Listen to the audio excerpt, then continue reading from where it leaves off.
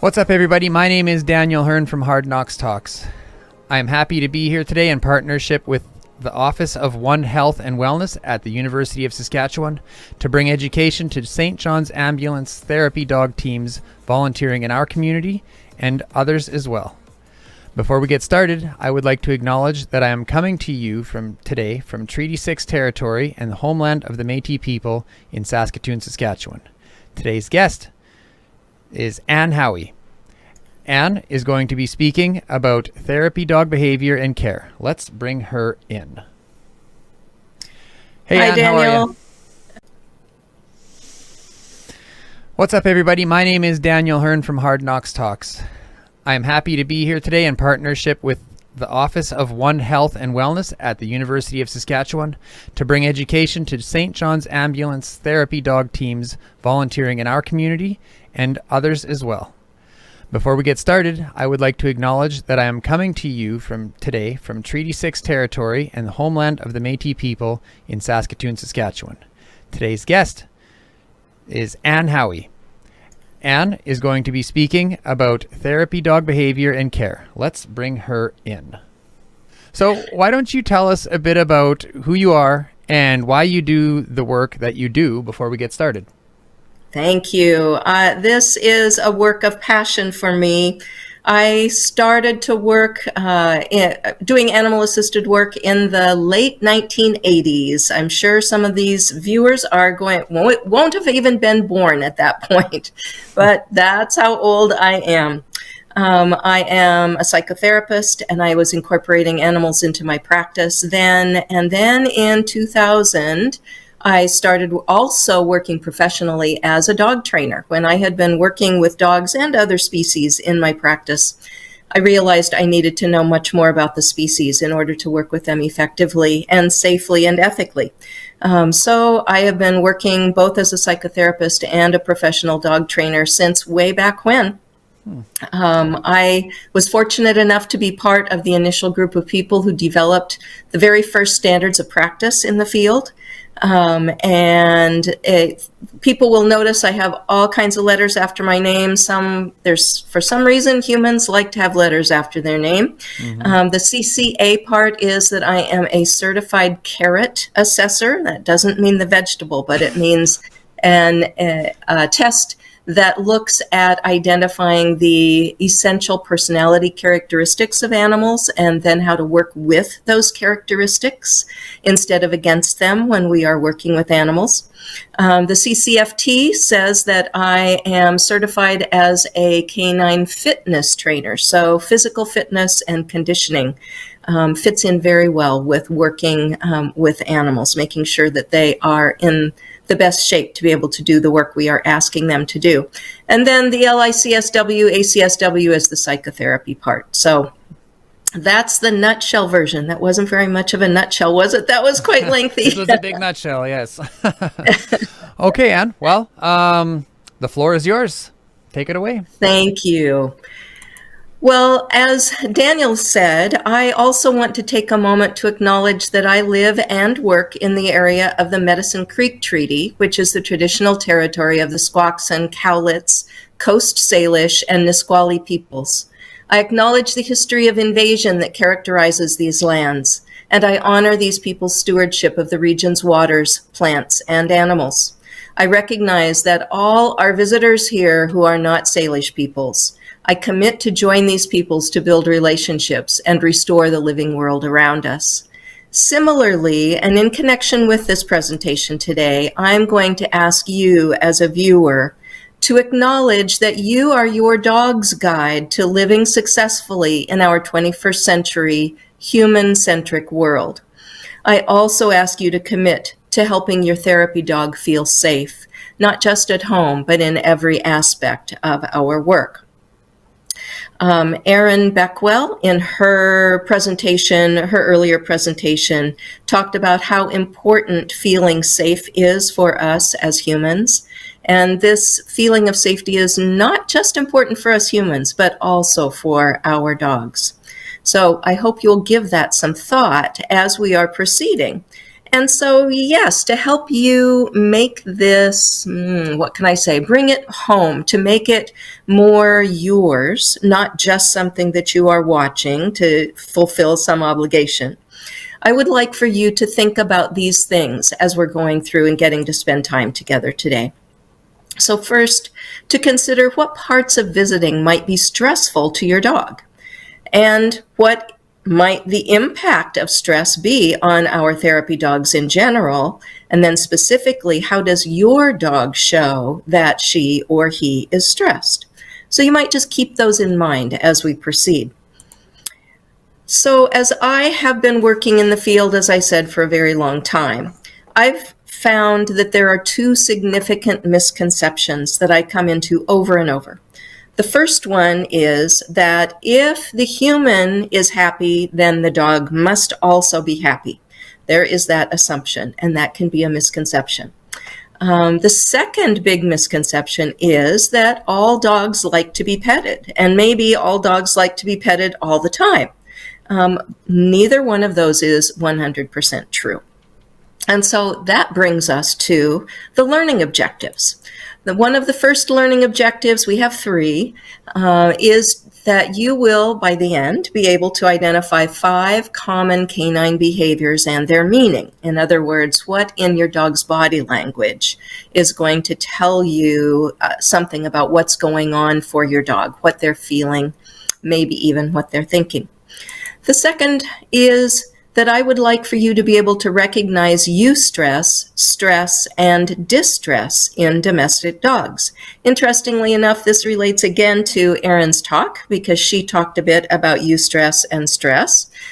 So we're going to apply those principles to our dogs today. And then thirdly, I would like for you to be able to describe a basic care routine before, during, and after a visit.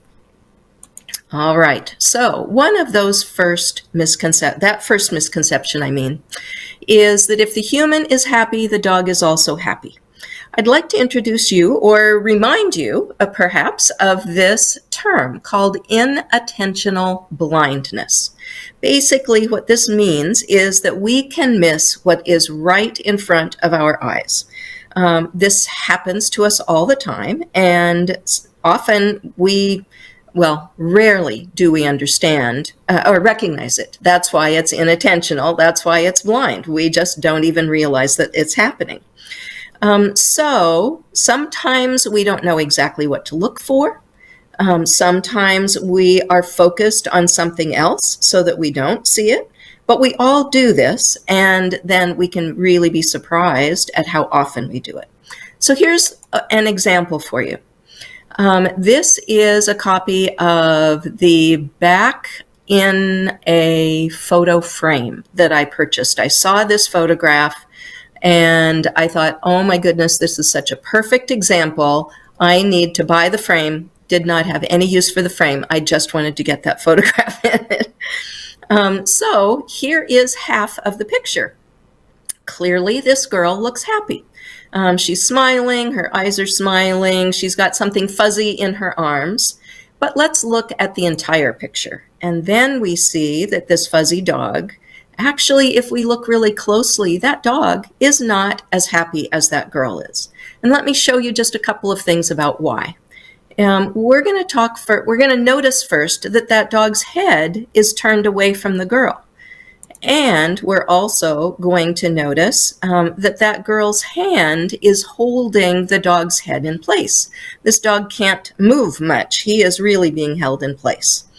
And there's a bit of the whites of his eyes showing. All three of those things can indicate to us that this dog is not as happy as the girl is. Yet, if we're only looking at the girl, it gives us a nice warm feeling and we think, oh, isn't that sweet? Well, maybe, but maybe not so sweet. Maybe we are missing something in that. Oh, and maybe was there another one? Yes, okay, almost forgot. Those dogs' legs are braced against the girl, which also shows us that that dog would really prefer to be maybe out of her arms, but at least looking away. Now, granted, I want to say I'm showing you some still photographs. We don't know what happened in the next second. But still, these still photographs give us an opportunity to take a look at what might be happening with our own dogs or with other dogs so that we can recognize these signs when we see them in the future. So let's take a look at another example.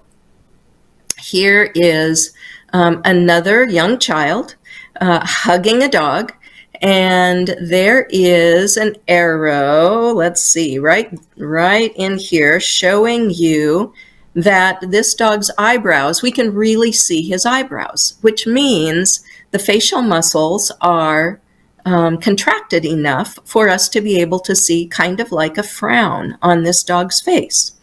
We also can see that this dog is turning his face away also. He's not looking into the camera. He is turning to the other side. And his mouth is closed. And those lips are, the facial muscles are tense. We can see that he is, those are signs that indicate that that dog is not as happy. And then we can see the ears, that his ears are back. They're not forward and relaxed. And granted, he's in, his right ear is perhaps being hindered by the child's arm. But nonetheless, his ears are back. When we take that with the eyebrows and the head turning in the mouth, that tells us that this dog is not as happy as this child is. So let's take one more look and then we will move on. Oops, there were both brows there. another arrow. Okay, let's take a look at this photograph. Well, we can't see the girl's face, so we don't know for sure if this girl is happy or not. But we do know that most photographs like this are supposed to give us the indication that this child is happy. And we definitely can see things, even if we don't see the dog's face, we definitely can see things that indicate that this dog maybe is not as happy as the photograph would like us to think. So first, we can notice that this dog is leaning away. We can also see, if we look at the dog's spine, that is not a straight up and down spine. Same for the girl. She's not sitting up straight. She's having to lean way over to be able to hug this dog. And we get a tiny piece of the dog's tongue out on the right that shows that dog's head is at least slightly turned away. So that just is a little bit of an introduction to you of how we humans often can miss signs that to our dogs are very, very clear. They think that they are communicating in crystal clear manner to us, and we humans just don't always know how to recognize what it is that we're seeing. So just as a reminder, we first have to be willing to see what our dogs are showing us. And boy, that can hit hard sometimes, especially when we love the work and we so want to share this, and our dogs are so wonderful at home and they give us so much that of course we assume that they will be able to give those same or at least similar kinds of good feelings to the people that we're visiting. And maybe our dogs don't want to do that same kind of work with strangers or in that facility. There can be many dynamics. So first, we have to give ourselves permission to be able to see what is going on with our dogs. So secondly, we have to know how to identify our dog's body language. When we look at this photograph, it's blurry intentionally. That's not the purpose of this slide. But we can see that dog's back is hunched and his tail is tucked. And many of us, even just glancing at this, would go, oh, that's not a happy dog. But the dog doesn't have to go that far to be able to show us that the dog is not happy. So not only must we be willing to see, not only must we know how to identify those body language signals, but we also have to be willing to listen, to say, oh gosh, no matter how much I want to do this, my dog doesn't. Or maybe it's this location that my dog isn't really interested in visiting elders, but really would prefer to visit children, or vice versa. There can be, as I said, so many dynamics, but we have to listen first before we can start to make those changes to help our dogs feel safe and feel happy. So let's look at stress. I started out by talking about that stress was going to be part of our presentation, and sure enough, here comes stress. Interestingly enough, the word stress was not even in existence until this man, Hans Selye, used it in the 1930s. First time ever the word stress was there. And what he did was he identified a whole continuum of stress, starting with eustress. And eustress, you might remember Erin had mentioned, is that kind of stress that is good. It's like when we're driving a car and it keeps us alert instead of falling asleep. I can say that there's a certain amount of eustress going on for me. Even though I'm just talking to a computer, I want to do my best. I want this to be interesting for you. So there's a certain amount of eustress for me. It's not to the point of being stress, but it could, any of these things could go so far as to cause distress. So that's the continuum. It can start with eustress, it can build to stress, and then it can become distress if either the same stressor is prolonged or if there are multiple stressors that happen, one right after another or all together. So you might be curious to know what happens then, how our bodies respond. And Hans Selye did his research on rats. Granted, rats are not the same as humans or dogs or horses or other animals, but nonetheless, there are some principles that we can generalize.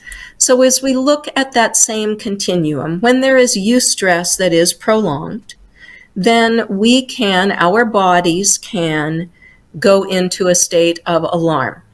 That's the term that he used. That sounds maybe a little strong. Maybe I wouldn't say quite alarm for eustress, but that's me. Mr. Selye himself used the word alarm, so I will also. If that becomes stress, if it is prolonged, if the stressor, the situation is prolonged, or if there are multiple things happening, then our bodies go into a resistance. And I'm not just talking about human bodies, but I'm talking about our dogs too. And if it goes so far as to become distress, then our bodies become exhausted, so that we lack the ability to continue to have a strong immune system, to be resilient mentally and physically. You may remember that quote by Stephen Porges, trauma replaces patterns of connection with patterns of protection. I want us to think about that in terms of our dogs also. And I don't mean to say that visiting is traumatic, although it can be for either our dogs or ourselves, but just thinking in terms of stress, if the stress goes on too long, then the dog can go into a state where he or she is really trying to protect himself. And dogs have many tools at their disposal on their bodies to be able to protect themselves.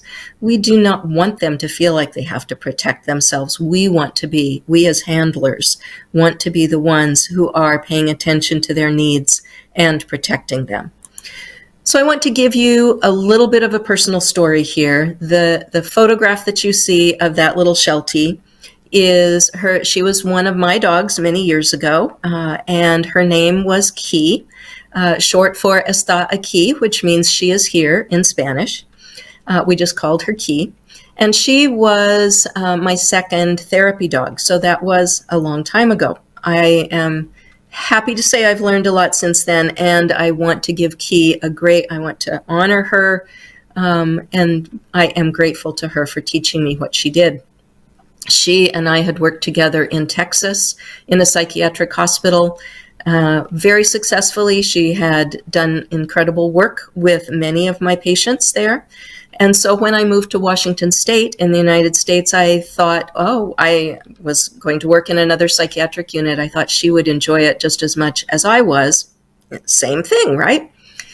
Well, we worked for a while and she was getting sick. She just wasn't thriving. And I stopped her from working, took her into the vet, and said, I don't know what's going on, but if it was a child, we would have said failure to thrive.